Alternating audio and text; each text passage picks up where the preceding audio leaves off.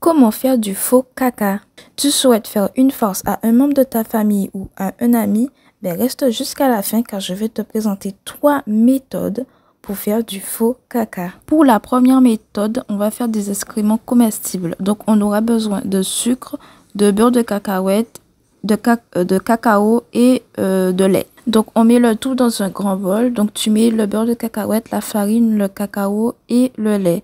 Et tu mélanges le tout pendant environ 2 minutes avec une grande cuillère. Tu dois obtenir une couleur marron foncé. Si ta préparation est trop épaisse, tu peux rajouter du lait. Et si elle est trop liquide, tu peux rajouter de la poudre de cacao ou du beurre de cacahuète. Une fois qu'on a tout mélangé, on peut modeler la pâte. La taille dépend de toi, mais sois raisonnable parce que le faux caca doit être réaliste. Tu peux utiliser quelques modèles dans la vidéo.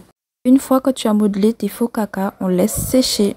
Maintenant, on va passer à la deuxième méthode. Avec cette méthode, tu auras besoin d'un rouleau de papier toilette en carton, sans le papier bien sûr, et un peu d'eau. Pour commencer, tu remplis le bol d'eau et il ne faudrait pas que l'eau soit trop chaude. Tu ouvres le rouleau et si tu n'y arrives pas, tu peux t'aider d'une paire de ciseaux. Et maintenant, on prend le carton et on va plonger au fond du bol d'eau. Tu peux maintenir à l'aide de tes mains, tu laisses tremper 1 minute. Tu peux maintenant sortir le carton dans l'eau et tu retires l'excès d'eau. Puis ensuite, tu formes ton caca comme tu veux et tu peux l'utiliser. On va ensuite passer à la troisième méthode.